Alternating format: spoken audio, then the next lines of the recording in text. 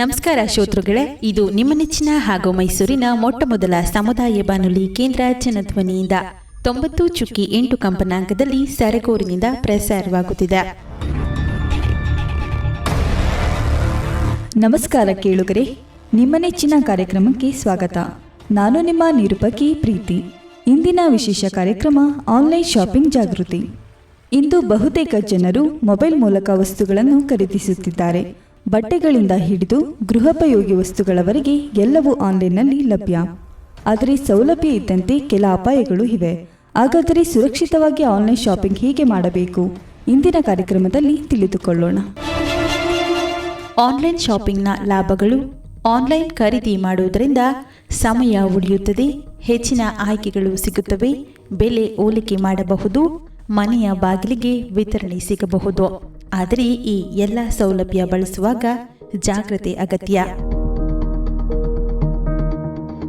ಇಂದು ಕೆಲವರು ನಕಲಿ ವೆಬ್ಸೈಟ್ಗಳು ಮತ್ತು ಆಫರ್ಗಳ ಮೂಲಕ ಜನರನ್ನು ಮೋಸ ಮಾಡುತ್ತಿದ್ದಾರೆ. ತುಂಬಾ ಕಡಿಮೆ ಬೆಲೆಯ ಆಫರ್ಗಳು, ನಕಲಿ ವೆಬ್ಸೈಟ್ ಲಿಂಕ್ಗಳು, OTP ಕೇಳುವ ಕರೆಗಳು, ಮುಂಗಡ ಹಣ ಕೇಳುವ ಮಾರಾಟಗಾರರು. ಒಂದು ವಿಷಯ ನೆನಪಿಡಿ, ಯಾವುದೇ ಕಂಪನಿ OTP ಅಥವಾ ಬ್ಯಾಂಕ್ ವಿವರಗಳನ್ನು ಕೇಳುವುದಿಲ್ಲ. ಹಾಗಾದರೆ ಸುರಕ್ಷಿತ ಆನ್ಲೈನ್ ಶಾಪಿಂಗ್ನ ಸಲಹೆಗಳನ್ನು ನೋಡುವುದಾದರೆ ವಿಶ್ವಾಸಾರ್ಹ ವೆಬ್ಸೈಟ್ಗಳಿಂದ ಮಾತ್ರ ಖರೀದಿ ಮಾಡಬಹುದು. ವೆಬ್ಸೈಟ್ ವಿಳಾಸದಲ್ಲಿ HTTPS ಇದೆಯೇ ನೋಡಿ. ಕ್ಯಾಶ್ ಆನ್ ಡೆಲಿವರಿ ಆಯ್ಕೆ ಸಾಧ್ಯವಾದರೆ ಬಳಸತೊಡಗಿರಿ. ರಿವ್ಯೂ ಮತ್ತು ರೇಟಿಂಗ್ಗಳನ್ನು ಪರಿಶೀಲಿಸಿ. ಅಪರಿಚಿತ ಲಿಂಕ್ಗಳನ್ನು ಕ್ಲಿಕ್ ಮಾಡಬೇಡಿ. ನಾನು ಆನ್ಲೈನಲ್ಲಿ ತುಂಬ ಕಡಿಮೆ ಬೆಲೆಗೆ ಮೊಬೈಲ್ ಒಂದನ್ನು ಆರ್ಡರ್ ಮಾಡಿದ್ದೇನೆ. ಹೌದಾ? ಯಾವ ವೆಬ್ಸೈಟ್ನಿಂದ? ಒಂದು ಹೊಸ ವೆಬ್ಸೈಟ್ನಿಂದ. ಹಣ ಮುಂಚಿತವಾಗೇ ಕಳಿಸ್ಬಿಟ್ಟಿದ್ದೀನಿ. ರಿವ್ಯೂ ನೋಡಿದೀಯಾ? ಇಲ್ಲ. ಅಯ್ಯೋ, ಮುಖ್ಯವಾಗಿ ಮೊದಲು ಅದನ್ನು ನೋಡ್ಬೇಕು ತಾನೆ. ಇದನ್ನೇ ಮೋಸ ಎಂದು ಕರೆಯುತ್ತಾರೆ ಶ್ರೋತೃಗಳೇ. ಖರೀದಿಸುವ ಮೊದಲು ಪರಿಶೀಲನೆ ಅತಿ ಮುಖ್ಯ. ಸರ್ಕಾರದ ಸಲಹೆಗಳು. ಬಿಲ್ ಅಥವಾ ರಶೀದಿ ಉಳಿಸಿಕೊಳ್ಳಿ.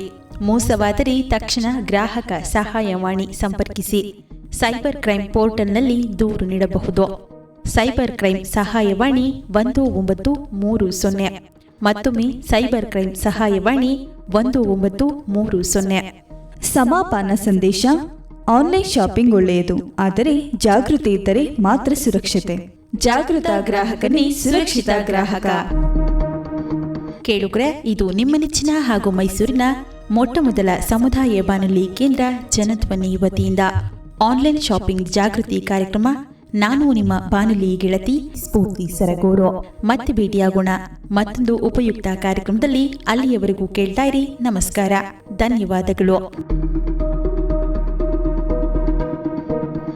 ಈ ಕಾರ್ಯಕ್ರಮವು ಭಾರತ ಸರ್ಕಾರ ಎಲೆಕ್ಟ್ರಾನಿಕ್ ಮತ್ತು ಮಾಹಿತಿ ತಂತ್ರಜ್ಞಾನ ಸಚಿವಾಲಯದ ಮಾಹಿತಿ ಭದ್ರತಾ ಶಿಕ್ಷಣ ಜಾಗೃತಿ ಕಾರ್ಯಕ್ರಮದ ಅಡಿಯಲ್ಲಿ ಪ್ರಸಾರ ಮಾಡಲಾಗುತ್ತದೆ.